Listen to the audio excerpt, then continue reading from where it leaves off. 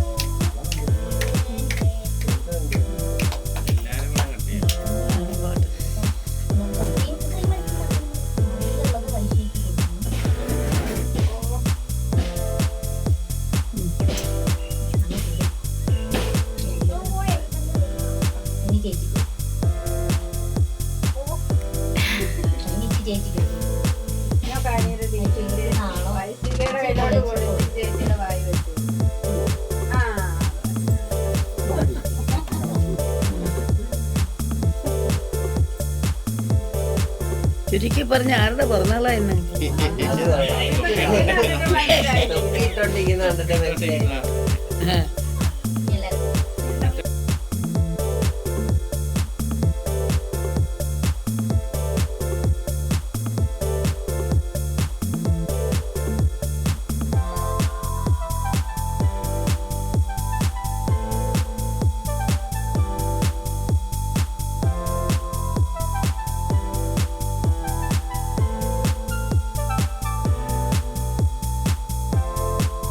നേരെ നില്ലടി ചിന്നു അല്ല വൈദു പേര് പറഞ്ഞു.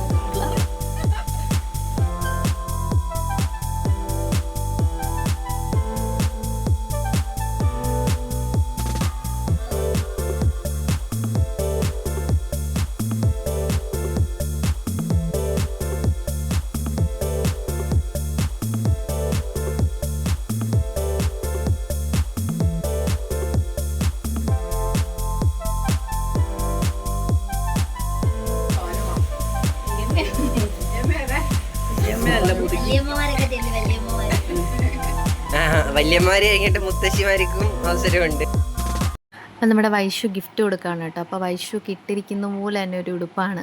അതാണ് കേട്ടോ വൈശു ഗിഫ്റ്റായിട്ട് കൊടുക്കുന്നത്. കുറേ നാൾ കൊണ്ട് വാങ്ങിച്ച് വെച്ചിരിക്കുകയാണ് അവൾക്ക് കൊടുക്കാൻ വേണ്ടിയിട്ട്. ഇതുവരെ അത് കൊടുത്തില്ല.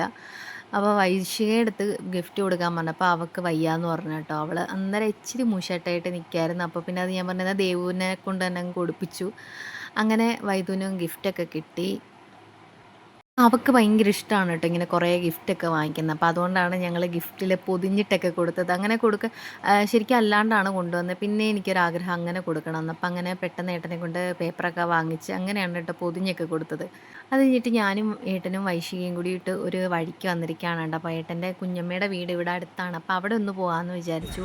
അതിൻ്റെ കൂട്ടത്തിൽ അവിടെ വഴിയിൽ കുറേ സംഭവങ്ങളൊക്കെ കണ്ടിട്ടോ. ഞങ്ങൾ അങ്ങോട്ട് പോയ വഴിക്ക് തൊടിയൂർ പാലത്തിൻ്റെ താഴെയുള്ള ഭാഗമാണ് കേട്ടോ. ശൂരനാട് പോകുന്ന റോഡാണ്.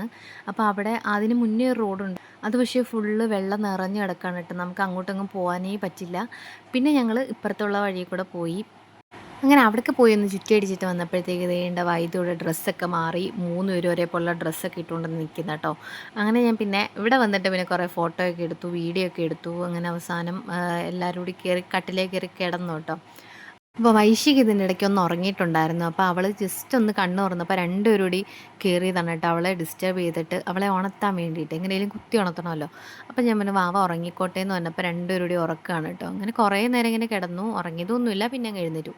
പിന്നെ ഞങ്ങൾ ഫുഡ് കഴിച്ചിട്ടോ. ചീനി, ചിക്കൻ, പരിപ്പ്, പപ്പടം, അവിയൽ, പിന്നെ പുളിശ്ശേരി, സാമ്പാർ എല്ലാം ഉണ്ടായിരുന്നു. അപ്പോൾ എല്ലാം കൂടെ കൂട്ടിയിട്ട് നല്ലൊരു പിടി പിടിച്ചു രാത്രിയിൽ. അപ്പോൾ നമ്മുടെ ഇന്നത്തെ ഒരു വീഡിയോ ഇത്രയേ ഉള്ളൂ. വീഡിയോ എല്ലാവർക്കും ഇഷ്ടമായി എന്ന് വിചാരിക്കുന്നു. ഇഷ്ടമെങ്കിൽ ലൈക്ക് ചെയ്യണം, ഷെയർ ചെയ്യണം, കമൻറ്റ് ചെയ്യണം, സബ്സ്ക്രൈബ് ചെയ്യണം. അതുപോലെ തന്നെ അടുത്തുള്ള ബെല്ലൈക്കൻ കൂടി ക്ലിക്ക് ചെയ്യണമെങ്കിൽ ഞാൻ ഇനിയും വീഡിയോ ഇടുമ്പോൾ നിങ്ങൾക്ക് നോട്ടിഫിക്കേഷൻ കിട്ടുന്നതായിരിക്കും. അപ്പോൾ ബൈ ബൈ.